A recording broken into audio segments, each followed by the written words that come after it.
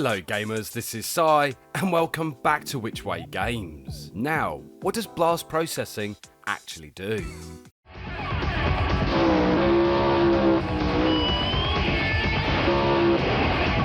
And what if you don't have blast processing?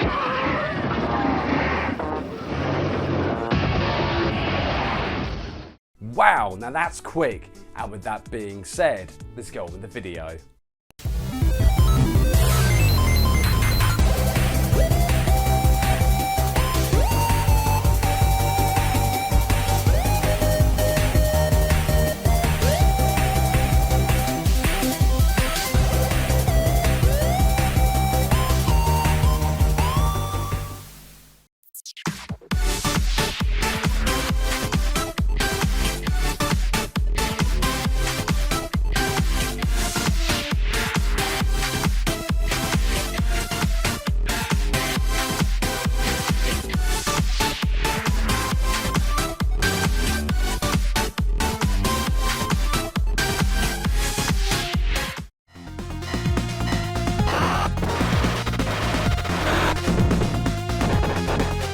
Now for those that have watched my Gaming Memories video, you would have learned that my passion for video games all started with the Nintendo Entertainment System, which ultimately led to the arcade, where this only fueled my passion for gaming even more. And some of those games at the arcade blew my young mind. That's pretty good. However, it was an encounter with the Sega Mega Drive that my love for gaming became a staple within my life, especially when a friend at the time introduced me to a certain game starring a blue hedgehog. It was from that introduction to Sonic the Hedgehog that the Sega Mega Drive became one of my favourite consoles. But to appreciate this 16-bit system, we once again had to go back to the past to see where it all started. In the 80s, Nintendo were dominating the gaming scene with their 8-bit powerhouse, the Nintendo Entertainment System. Now you're playing with power. However, Sega would soon be biting at the heels of Nintendo with their own console full of 8-bit goodness. This of course was the endearing Sega Master System, which had some fantastic games, including Alex Kidd in Miracle World. Each had their own classic games such as Super Mario, Rampage, Spy v Spy, and the infamous Legend of Zelda. However, when the 80s was coming to a close, it was also the beginning of what I call the golden age of gaming.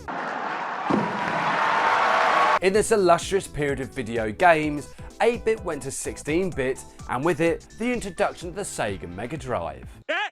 He said it! He said it! With the release of the classic 16-bit console from Sega, gamers were treated to various ports of some of Sega's greatest arcade hits. It also provided what future potential laid within this small black box of dreams. Some of the greatest games at the arcade found a new home on the Sega Mega Drive, including Space Harrier 2. And come to think of it, my friend Dan at Slopes Games Room absolutely loves the arcade hit Space Harrier, not only for the mind-blowing gameplay, but the out-of-this-world soundtrack. The Mega Drive was bringing the action of the arcade into the homes of gamers, and with this, gamers were loving this new realm of 16-bit, with even more arcade ports of great games such as Strider, The Revenge of Shinobi, and even the legendary Outrun. Now the Mega Drive version of Outrun is near perfect, but you can't beat the original arcade classic. Obsessed much? But obviously arcade ports wasn't the only thing that the Sega Mega Drive was known for. It would start to release some fantastic titles that become staples of gaming. With each passing month, more and more games graced the 16-bit console from Sega. Some of these titles came in the form of Rocket Knight Adventures, Golden Axe, Echo the Dolphin, and even the hard-hitting Streets of Rage, which helped to give the Sega Mega Drive the illustrious #1 spot under the TV. In fact, I remember playing Streets of Rage and thinking to myself, it couldn't get any better than this. And of course, I was clearly wrong, especially when a certain blue hedgehog came speeding into my life.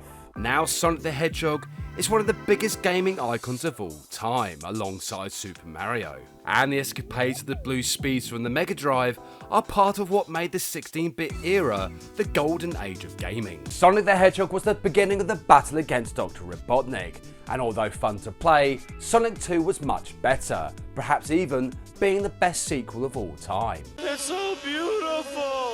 Even more fantastic titles were being released on Sega's 16-bit console, but of course the Mega Drive was not only an enigma of gaming, but apparently an unstoppable force of the video game world. The Mega Drive was flying high in terms of success, especially over in the West, but eventually an old adversary raised its head.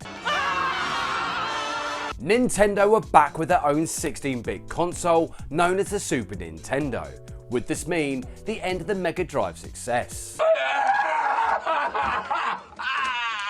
The answer would be no, but it was a catalyst for a period in gaming known as the Bit Wars. Eventually, by the mid-90s, gaming technology was advancing once again, with more powerful consoles on the way. However, the Mega Drive wasn't down and out just yet, as it would gain 2 additional add-ons in the shape of the 32X and the Sega CD. The Sega CD is certainly an interesting topic which I'll come back to in a future video, but coming back to the Sega Mega Drive, the love for this console has only grown and grown decades after its release, even going on to the point of becoming miniaturized. A small box of fun for the Sega goodness. Awesome. Overall, the Sega Mega Drive has gone down in history as one of the classics of 16-bit gaming. Some of the games that appeared on this beloved console from Sega have become firm favourites with gamers of all ages. Now maybe one day Sega will return to the console scene with a brand new gaming system. Either way, gamers will enjoy some of the classic games that appeared on the 16-bit console from Sega. But the biggest question is, what are the best games for this beloved console? Anyway, come back next time where 2 fighting games go head to head to see who truly is the king of fighters. Thank you so much for watching, and see you next game.